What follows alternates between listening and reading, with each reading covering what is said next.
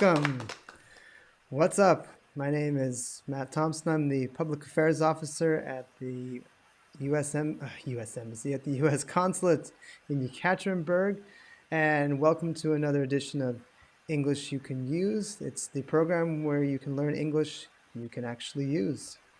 It's great to see all of you tonight. We have a small crowd tonight, so I'm going to say if you know anybody that you think needs to improve their English or wants to improve their English, or somebody you don't like, but they still need to learn to improve their English, share it right now. Tell them about this program.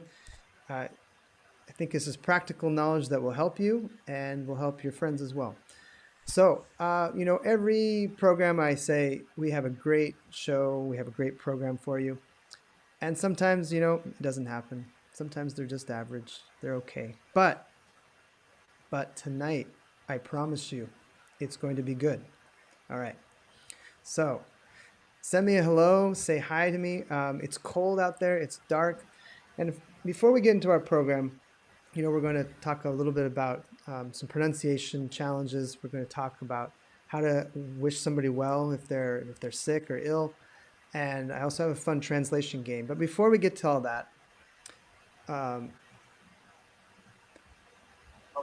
want to say it is really dark. Every program. All right.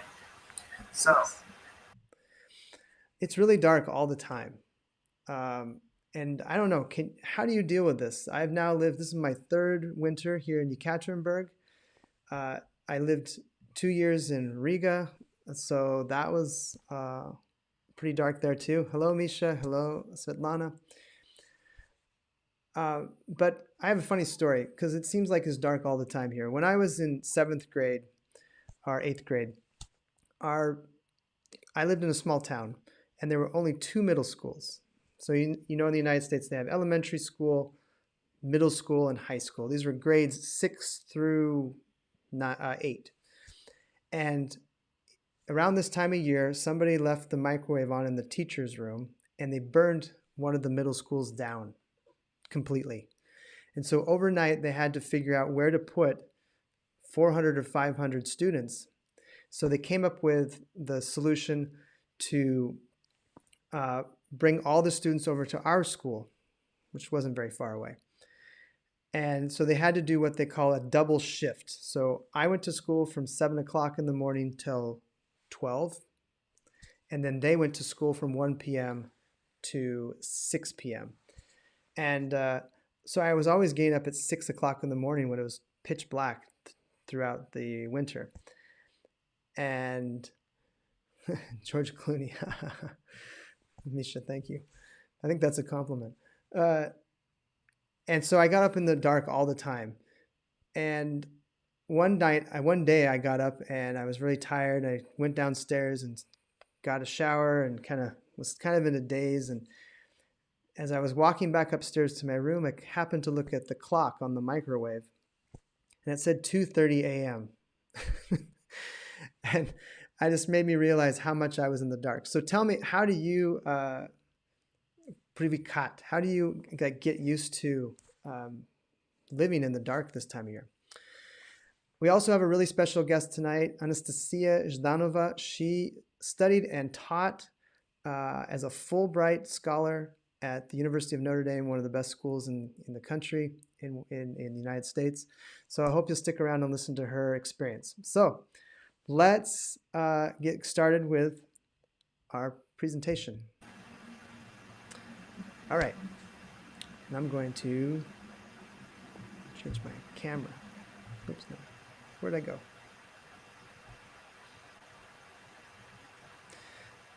Where'd I go?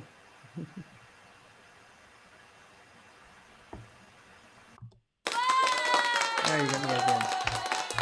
So we're going to go through happy holidays, everybody. Okay.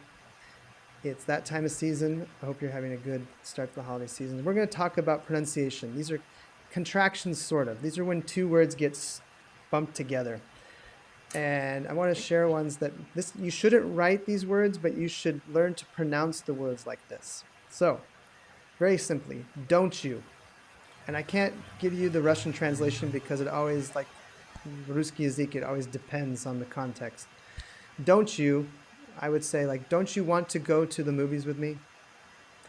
But Americans will say, don't you want to go? Don't you? So right now you practice, don't you?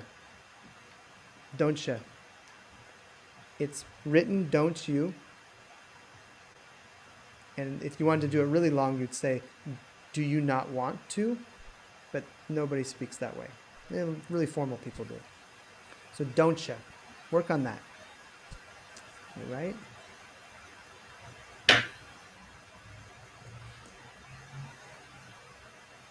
Another one is let me. Let me, you probably know this. Let me.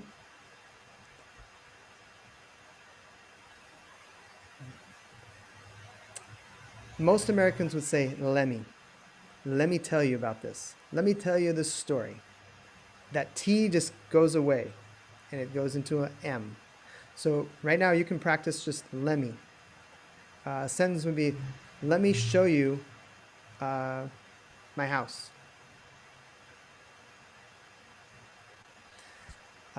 Let me. Oh, we have somebody, Brian, coming here from the United States. Feel free to chime in. He probably knows more than I do.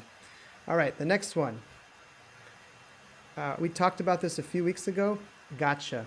So it's got you. I got you. I understand you. But a lot of people will say gotcha. Gotcha. That makes sense? Welcome, Olga. So practice that right now. Gotcha. It's got you. It's very simple. All right, let's go with our another one. Another one, it's very lazy English. Putting everybody, hello. Hi, Nina. Kind of. And kind of is something you should learn. This is really practical. If someone says, do you want to go to the mall? And if you kind of bolje-menje, maybe, you can say kind of. Or if you want to take that of off, you just say kinda. I kinda want to go, but I'm tired.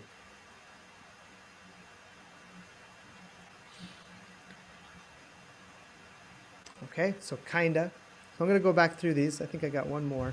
I got one, the most common one. Maybe when we talk to Anastasia, she can confirm this. So going to, I'm going to, собираться, я собираюсь. Going to is usually pronounced gonna. I'm gonna go to the store this afternoon. I'm gonna go to the game this afternoon. All right? So let's go back to all these ones here. So, don't ya? Lemmy? Gotcha? Kinda. And we got one more. Gonna. So practice these on your own time and just think about if you're going to try to think of scenarios, or if you're with friends and you're practicing your English, try to use these, okay? All right. So I'm back. Sorry I disappeared. I don't know why and now you got two of me here. I'm all by myself. I produced this Assam, or these for me. So what do we got next? Let's see here. I know what we got. So we're going to talk about get well soon.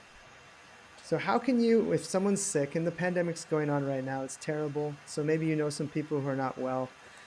Maybe you know some people abroad who speak English who are not feeling well. You want to do it politely. And I struggled with this in Russian because it was hard to learn. So the one you can do is get well soon. Get well soon is very simple. Write them too. Get well soon. Hope you're. Another one is speedy recovery. And you can probably understand the speed is, what is it in Russian? Skorost. So speedy, fast recovery. It's another typical one. Wishing you well. Wishing you well. Wishing you well. Okay. Oops, I'm going to put What's another one here? Take extra good care. We could say take good care or take care. You got 4 words. Take extra good care. That means you really care. If you don't care as much, just say take care. I'm joking. Joking, of course. And last one, hope you feel better soon.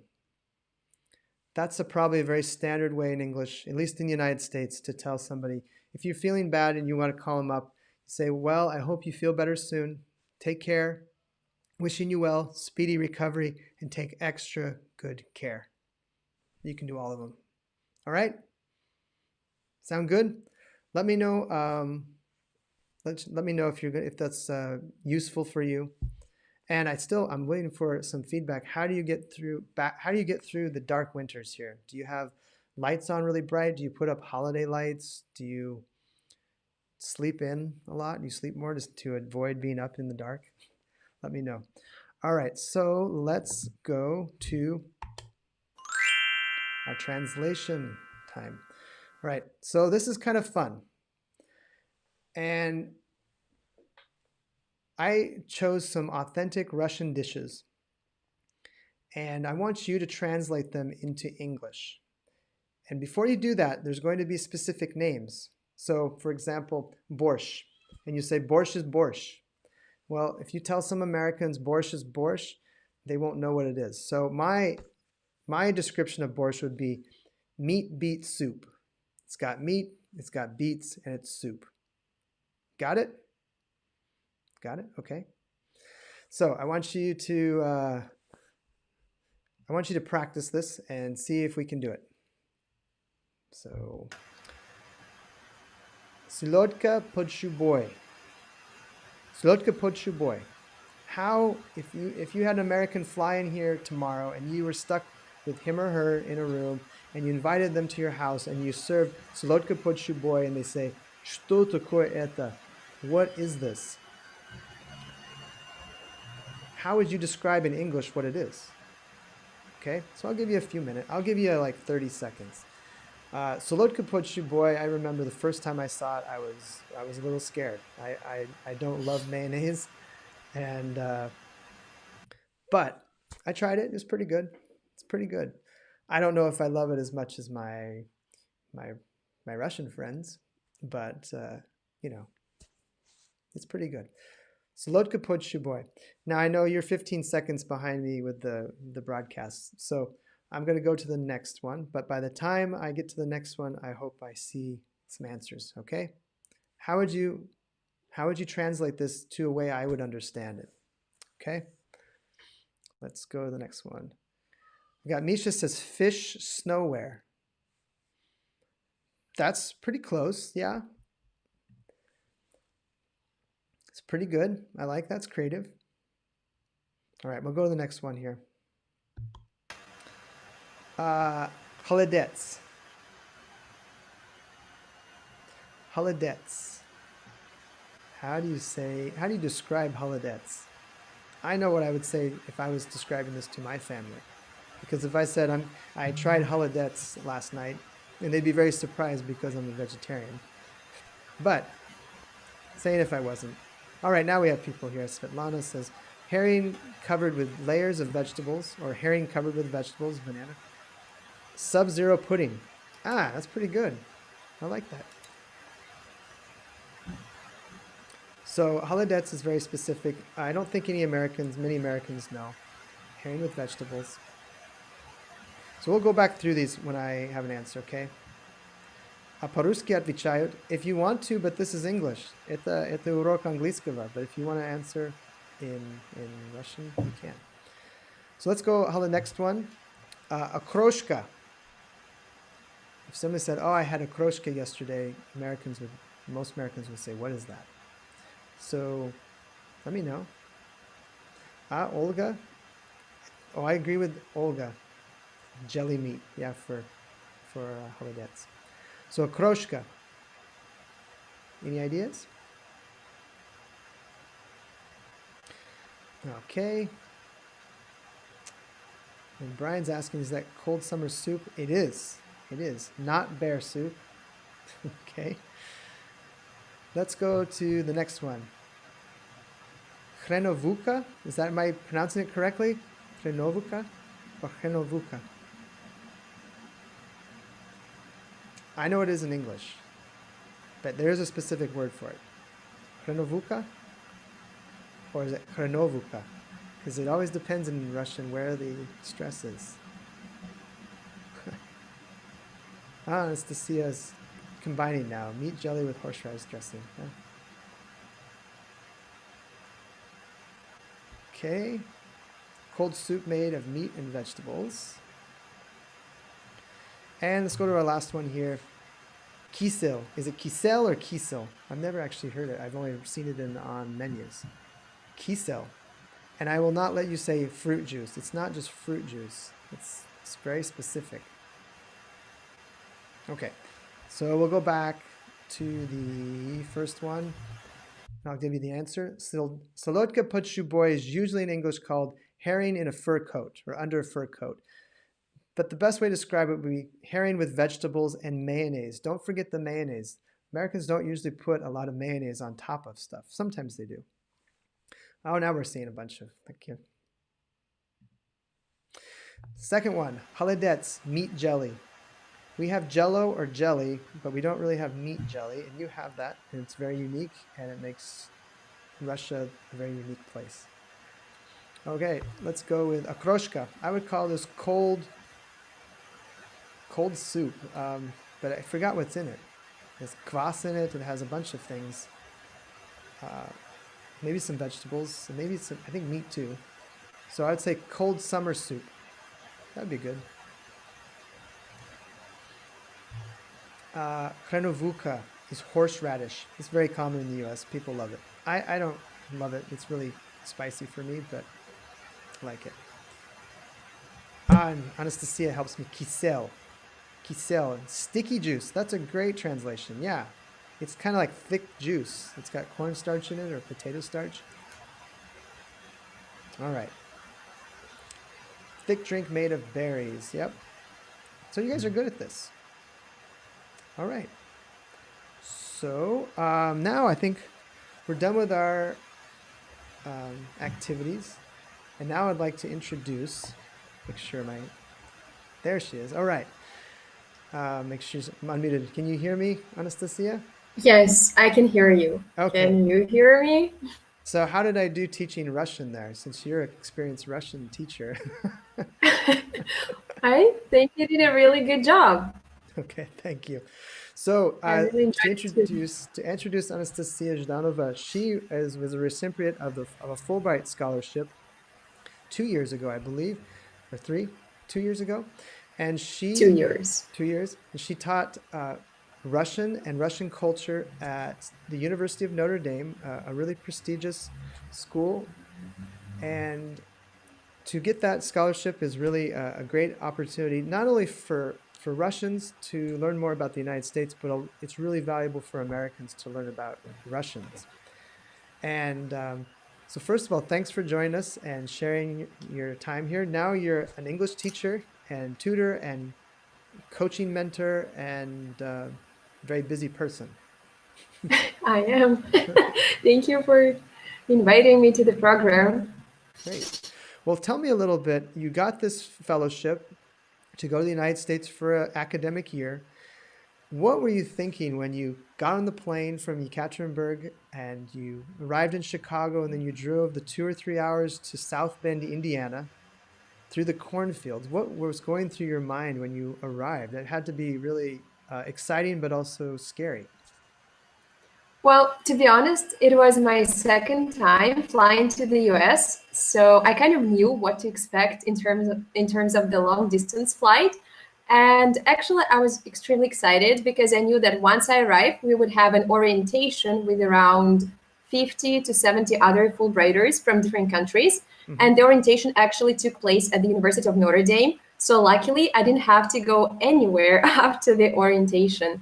And once we landed in Chicago, I remember being extremely tired after such a long flight. But then I started to see all the people, all the other Fulbrighters that also were at the same airport. And, you know, when you have this feeling of being tired but excited at the same time, and adrenaline just pumps up. And I was just, talking to people. And then, as you said, we took a 2 or 2.5 hours bus ride to South Bend. And I actually don't remember much because, as I said, I was talking to different people and I just wanted to, get to know them as much as possible. And the only thing I actually remember is we stopped by and we got a chance to maybe get a drink or some ice cream. And that's pretty much it. So the university itself, and I honestly was surprised how big it is, because I have always dreamt of, going to an American campus and actually living on campus. And then I just saw these really pretty buildings, and they look very nice, and they look way different from my campus in St. Petersburg, where I studied. And yeah, I was just, everything was new to me, and I was really excited to see everything and talk to people. Now, you got to teach, as I said, at a really prestigious university. Notre Dame is a Catholic university, a private institution, very small, but has great academics. And tell me, what kind of students did you teach, and what kind of questions did they have about Russia? Yeah, that's a very good question. So I taught different classes. I taught conversational Russian classes, and we actually just practiced speaking as much as possible and listening to different people. For example, sometimes I asked my friends to record some stuff so that my students could hear different pronunciation patterns. Because, in Russian, I think there are also slightly some variations in terms of people's speed and their pronunciation, as I said. And I also taught a Russian culture class in English. And I think this class was indeed an eye-opening experience, I would say, because I learned so much about the culture of my own country. So, for example, during the first semester, we traveled throughout Russia. Well, traveled. We went to every city that hosted the World Cup, and we discussed the history and maybe some interesting facts. And that's how I got to travel. And for example, I went to Kazan in my class, and then I was actually able to finally go and visit Kazan this summer. Oh, And to be wonderful. honest, students were very, I would say, inquisitive. A lot of students actually wanted to, for instance, learn and or not learn, read Dostoevsky in Russian. I would say that's one of the most common types of students. Like they Hmm. want to read Russian literature and they want to use the language to know the culture Hmm. because they're so interested and fascinated by the Russian culture. Another kind of student, another, let's say, type of students was students who really want to visit the country one day and they just wanted to improve their communication skills. And there were actually some students who wanted to live in Russia for at least some time, like also going on an exchange program or something like this. And actually, students, of course, they always had questions about grammar. And to be honest, at first I was a little bit shocked because I have never taught Russian as a foreign language. So I actually had to learn a lot of things as well. Like, for Hmm. example, the names of cases. I have never thought that I would use this information. And obviously students had just very simple questions about how people live in Russia, right? Because we do have the films, we do have the media, but it's much better to, for example, talk to a person and get to know something from their personal experience. And that's why I also try to connect my students with some of my friends. For example, we organized like a postcard exchange so that students actually send cards from Notre Dame to different students, to different people in Russia, and then they also receive the card. So I really wanted to make it authentic for my students as much as possible. Ah, Yeah. that's wonderful. Sounds like an interesting experience. So you also, I must add about Notre Dame, that not only is it a good academic institution, but it also happens to be the home of the most famous American football team, university football team in the United States. It has the biggest history. It has the most tradition. It even has a big, is it the backside of the library where it shows Jesus doing this, which is what you do when there's a touchdown in American football. So they call him Touchdown Jesus. It's like where religion and culture are colliding together. Tell us about what campus life is like on the day of a football game when the game is there on the campus, because the stadium is 80,000 people, holds It is 80,000. huge. Right. So I've been to one football game. To be honest, I'm not a huge fan, but I really wanted to experience this, and our supervisor helped us and organized this event. So, well, on a football day, it just gets crazy. So there are tons of people on campus, and it doesn't look like an everyday campus any longer, where students, for example, just walk around and study. So there are a lot of people who come to the games, and then there are a lot of events going on. For example, they have some food stalls, and also the big thing, I guess, I'm not sure if it's only at Notre Dame, maybe in other universities as well. So there is like a band, a marching band, and I really enjoyed this music. They sing, and then there is a parade. And the game itself, as I said, I'm not a huge fan of football, but experiencing this atmosphere, just being around and supporting the team, I think that's what I really enjoyed. And I really tried hard to understand the rules. And I think I'm getting better, but still, I'm not there yet. And I went there with my friends, and some of them are truly passionate about football, and they really tried to kind of, translate this passion to me and explain at least a couple of things. So I just believe that, this kind of events are, first of all, those events that unite people together. At the same time, you can have some fun, and you can also spend time. A lot of people, I think for a lot of people, it's like a family tradition, right? When people get together and just spend time with their family and support their team. Well, I'm glad you got to experience that. I've never been to a game there. Last question I had was what advice would you give to maybe some people who are thinking about traveling to the United States for a long period, not just tourism, but to exchange or work, to study? What do you think is the number one? What is the biggest benefit, and then what is the biggest challenge that they might face? All right. I think that the advice that I would give is being open. It's very important, right? When you're open to new experiences. So even if you experience challenges, being open allows you to overcome those challenges. So as I said, it was my second time in the US, but I still experienced culture shock, right? And for example, I honestly, it was hard for me to get used to this small talk culture, or for example, to the fact that professors, like you can meet up with the professor in a cafe and chat about your schoolwork, just, in a more informal setting. I went, for example, to the cafeteria with my students. So I had a lot of things that I kind of had to adapt to, but being open was really helpful. And I also suggest that if you do have challenges, obviously everyone has challenges when they live in a different country, right, in a different culture. I think one of the most important things is to actually talk, right?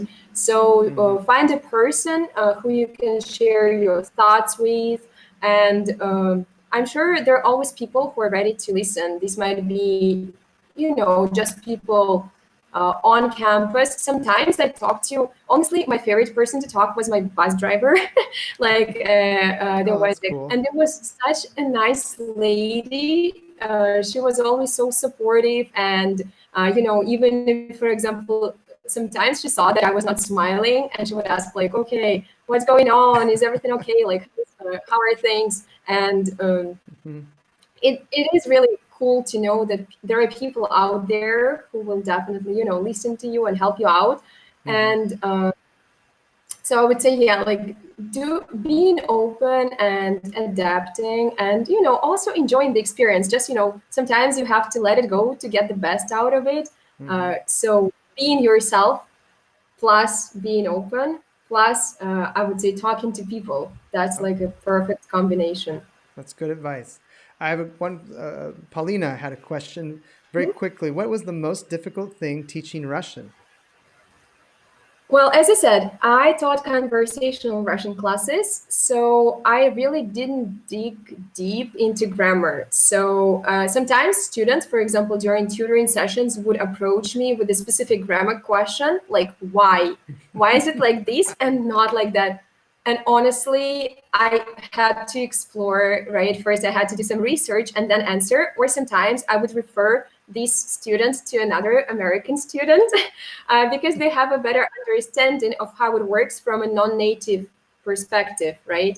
So that's why like teaching English is easier for me because I have been on this path of learning English for such a long time.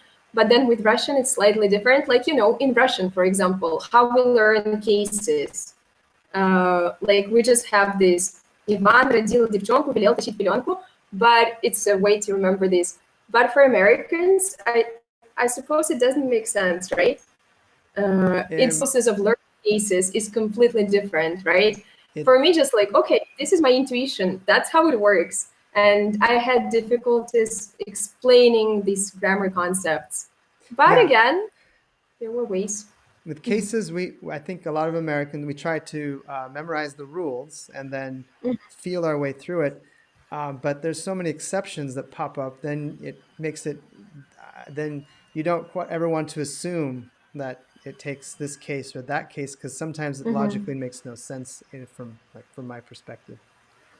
But, right. Well, great. Well, thank you. That's such a wonderful experience you had.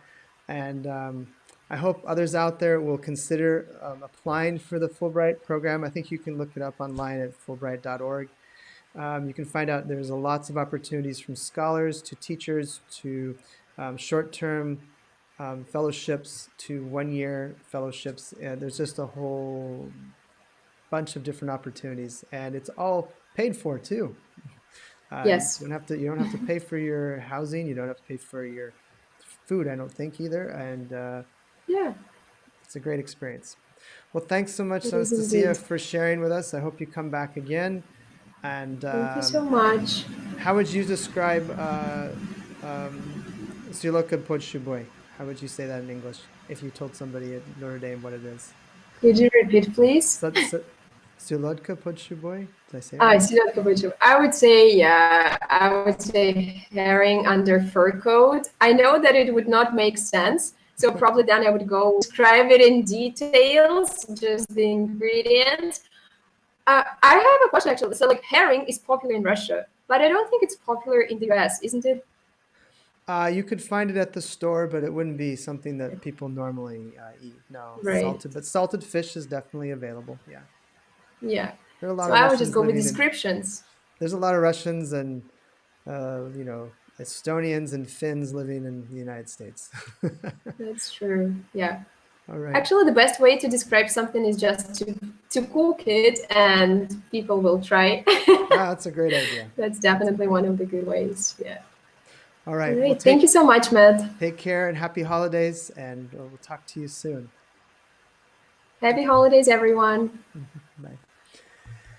So that's our program. I hope you had a good time. I hope you learned something. I hope it was valuable. I hope it was useful. If you have any comments, questions, critiques, leave them in the comments. I will read them. And if you haven't subscribed to our pages, you need to do it on VivKontakti, Facebook, Instagram, and YouTube. And if you think you didn't get a chance to watch the show and you're watching it later, share it with your friends or anybody else you think would like to learn a little bit more practical English. Take care out there. Happy holidays. And our next English You Can Use program will be on December 22nd. You can see it right here, I think. Yeah, right there. December 22nd, so in 2 weeks. And I hope to see all of you there and more. Thanks again, Olga, Katerina, and Brian. Пока-пока. До свидания.